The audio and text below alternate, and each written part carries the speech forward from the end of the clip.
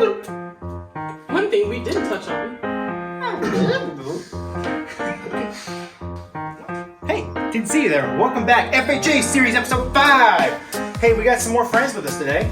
Matt Medrano, returning guest. Ramona Chapman, returning guest. And new guest today, new loan officer John Smutny. Hey, welcome to the group. Can't wait to talk about closing costs, mortgage insurance, what to expect at closing, all sorts of fun stuff.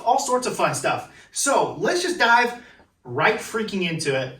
And let's have John just fire away with some questions. Frequently asked questions about closing costs. Yes. Mortgage insurance. Fun stuff. So, And what to expect at closing. Yes. So, what's the difference, Justin, between a conventional loan and FHA loan as far as when it comes to like private mortgage insurance? People hear that mortgage insurance. Like, what's that difference?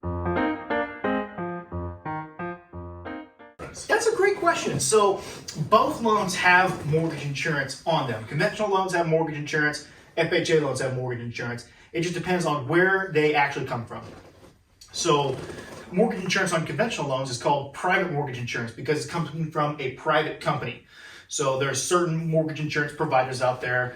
You can look them up, of course, that offer mortgage insurance that go over very specific terms and different prices. It could vary as low as, I've seen it as low as $15 a month. I've seen it as high as $250 a month. It has a very, very wide range. FHA loans have government guaranteed mortgage insurance provider, the mortgage insurance fund that funds the mortgage insurance for these lenders.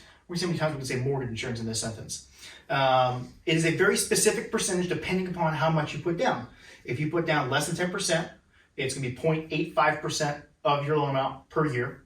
If you put more than 10% down, it's 0.8%, a little bit of a savings, nothing to get too excited about, of your loan amount per year, and it falls off after 11 years. On the less than 10% down option, you have mortgage insurance for the entire 30 years. On conventional loans, it falls off once you have 20% equity in your property, or if you refinance, if you have equity beforehand. So let me put that down in layman's term. Let's come all the way back down. I know, guys, that was a lot that he said. So let's go back to FHA loans. When you have credit challenges, when your debt to income ratio is a little bit higher, FHA will basically back and insure the loan, and mortgage insurance is for us as the mortgage broker or the lender or the bank to say if you were to ever not pay your mortgage back, the government would pay it back for you. But everyone who has an FHA loan pays their monthly mortgage insurance, and think of it as you're putting it in a bucket. Everyone who has an FHA loan, besides the terms that Justin said, puts their money into that bucket, and that's how the government can give out more FHA loans, and that's how they will pay for foreclosure. So that just keeps the wheel turning for more and more FHA loans for you guys to continue and have those opportunities of home ownership. Great, thanks, guys. So Matt, like, what could be some other like closing costs that a buyer would have to bring to the table at closing? Like, just a couple of items.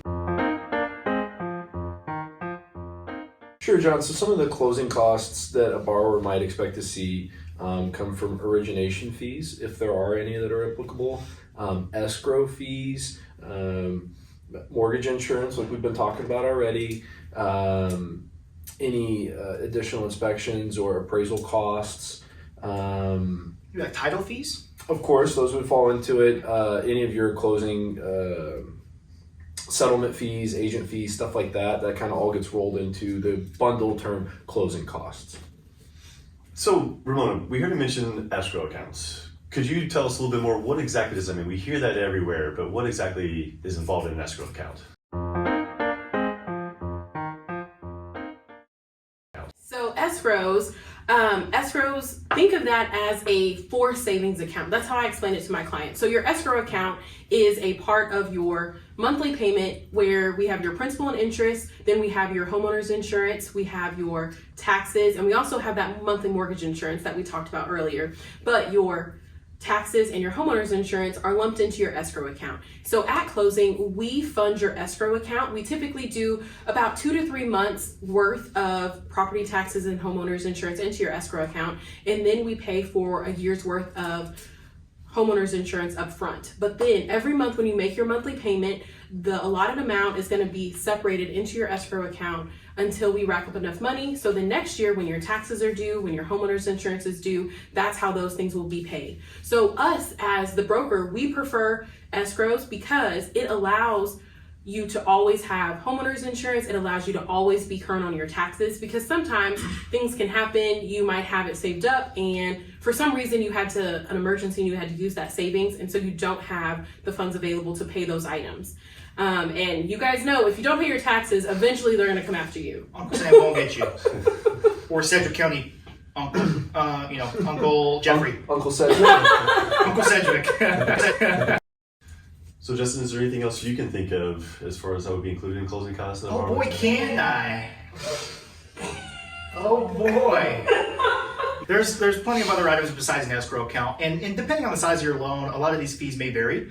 When you're looking at your loan estimate or your closing disclosure, the loan estimate, everything that's on the left-hand side of your loan estimate, those fees are pretty static. They don't really change too much. The escrow side, the right-hand side of your loan estimate, or the bottom half of your closing disclosure on that second page, those are going to be the fees and the items that are going to move around the most. Those are your escrows, those are your prepays, those are the things that can drastically vary from one item to the next. But depending on the size of the loan, right, those fees could vary from a total of $3,500 up to $7,000, $8,000, $9,000, $10,000. It just depends on the size of the loan. Each situation is situational. Exactly.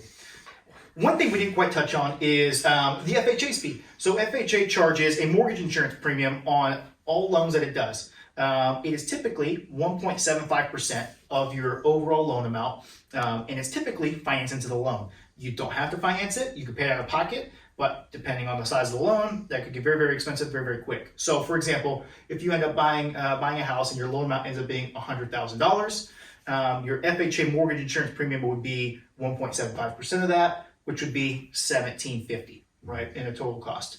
That'll be included in your total closing costs, but you don't have to pay it. You're not obligated to pay it out of your pocket. FHA will allow you to finance that and exceed their maximum loan-to-value requirements. So Ramona, would there be anything else that a borrower would expect to come across when they come to the closing table?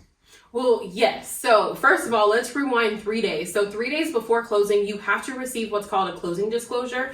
That is something legal across the board. So wherever you are, whatever lender that you're using is going to give you a closing disclosure. This is so you can see exactly what the fees are. Up until this point, it could have been an estimate, like Justin said. That would have been your loan estimate. But now with the closing disclosure, we know exactly what all of the fees are. We should know exactly what your monthly payment's going to be and a rough idea about how much you have to bring to closing. So, but you have 3 days to really think it over, mull it over, really think about, I do want to proceed with this transaction. And then after those 3 days, then we go to closing. So what I tell buyers before closing, first, don't forget your driver's license. That happens way more than Don't forget it. Don't forget it. People are They moving. will not let you close. People are moving. They have a lot of stuff going on, and guess what? They might have left their wallet somewhere, or they forgot their driver's license somewhere. It happens a lot, but don't forget your driver's license. The next thing is your cash to close. So depending upon whatever your closing disclosure stated, your loan officer is going to say, okay, get a check for this specific amount. You need to get a cashier's check from your bank made out to the title company. That's very important. The reason is that the title company does not allow personal checks. For our area, over $2,500. For your area, it might be higher or lower. But the rule of thumb is, if you can, always bring a cashier's check. Can they wire it? They can wire. That's a good question. Heck yeah. They can wire. If you want to wire, that's when we, as your loan officers, will get you in contact with the person at the title company so you guys can relay and get that wire sent over. If you are wiring, please send your wire at least 2 days before. Reason is, sometimes wires might take a long time. Sometimes you might send a wire at 2 o'clock and it might not show up until 9 a.m. the next day. So if you send your wire early, it will always be there on time. But you show up to closing, you either have sent your money by wire or you have your cashier's check. You also have your driver's license. You go to the title company, and I call it, it's like your party. Your realtor's there, you're there, you have your title officer. Most of the time you have us, your loan officers, there with you, and we're all there because it's your party. You're buying your new house. You sign all of the disclosures that you've signed before and then some. It's probably about 150 pages.